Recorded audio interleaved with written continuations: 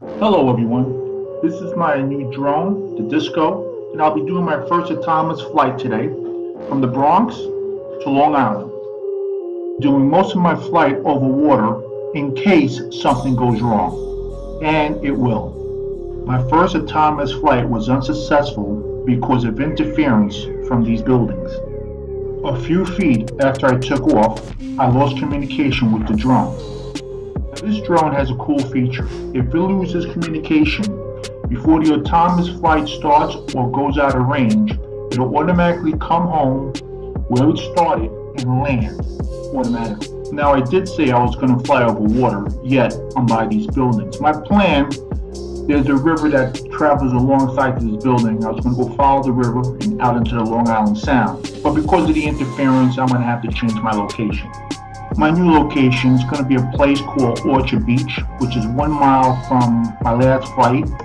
It's by the Long Island Sound and surrounded by a state park, so I should have minimal interference with Wi-Fi. As you can see here in the map, the dot is where I'm going to be starting. It's my takeoff point in a parking lot, but I will not come back and land in this parking lot. I might as well test out the whole system. I'm going to land in a separate area, see how this automatic feature really works. Basically, on the map, I will simply put dots on the map and the plane will fly to those dots until it completes its mission, then coming for a landing on its own.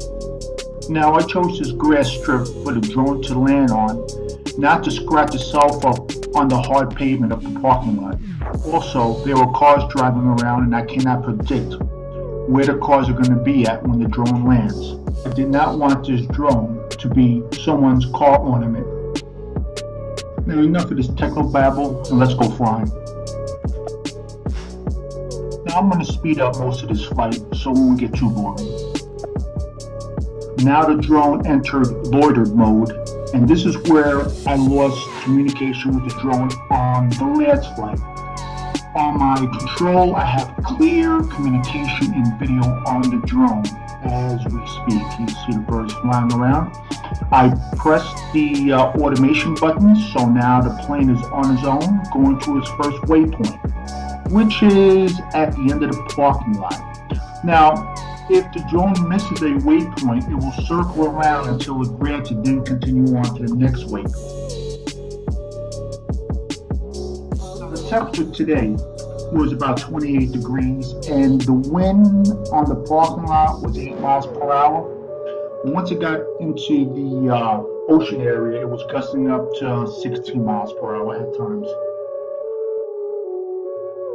Now I want you to remember that tree line we're flying over for another point I'm going to get to in a minute or so.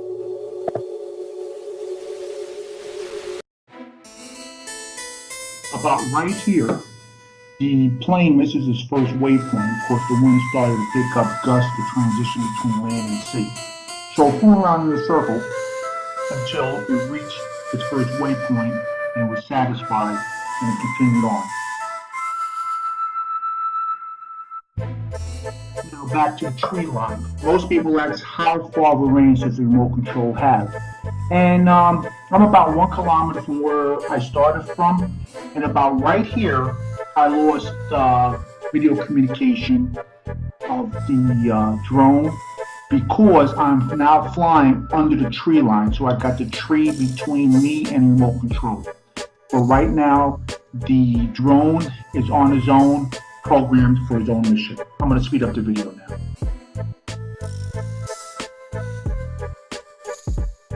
Now here, the plane makes a slight correction because it just flew over one of his waypoints. The island on the left is called Hart's Island, Hart's Field, and there are 2 rocks right before the shoreline, and I programmed the plane to fly between both rocks. I want to see how accurate this mapping system is. So let's fast forward again.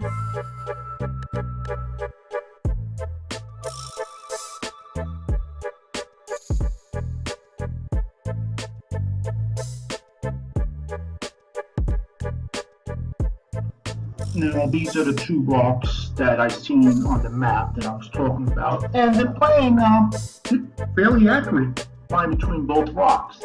Now, part of this field, that island in front of us, or Hart's Island, I'm not going to get too close to it because there are missile silos on that island. So I'm just going to do a flyby by the shore and carry on.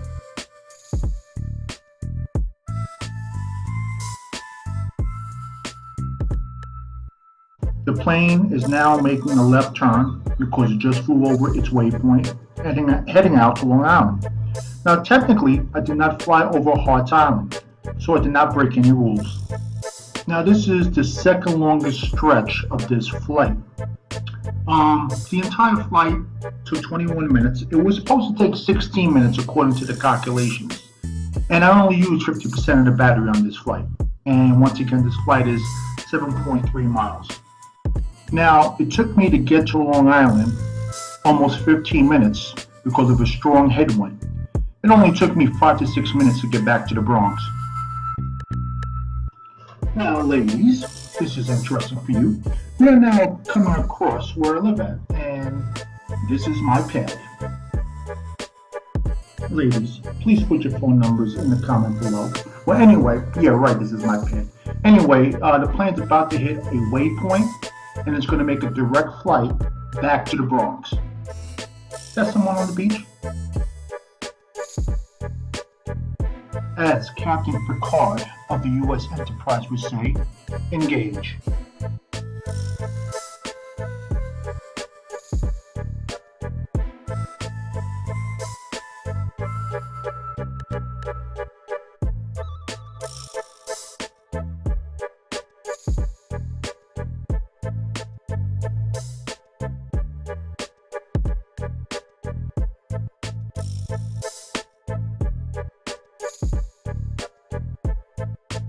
Now, at this waypoint, I programmed the plane to line up where it's going to land at. Now, remember, the landing point is not going to be the same as the place where I took off from. Now, once I started to fly over the water, I had the plane fly at 20 meters over the water. That's about 65 feet, just to make sure I'm out of anybody's way. Now, once I get to the shoreline here, I got to clear these trees, and I'll pop the plane up to about 50 meters, that's about 165 feet, to make sure I'm not in the way of any man-made objects. Now, this is Orchard Beach, Bronx, New York, built in 1938, coinciding with the World's Fair. You're going to see a circle past the tent. It looks like a compass, the 3 dots there. One of them is me at the west part of that circle, running for my plane for the landing. I'm going to land on this green strip, or this grass strip here. For some reason, the plane shifted over to the right. I don't know why. Maybe the wind is blowing it. But I took off from the parking lot. I'm landing on the grass here. The plane corrects itself, and it lines itself up. It does a dive. Now, this is all automated. I'm not touching the plane at all. And it comes in for a nice landing. Now, it looks hard, the landing, but it's actually a pretty soft landing. Thank you once again for flying Bronx Airline. Please press like, subscribe to my videos, and leave a comment. And have a good day, and don't work too long, everybody.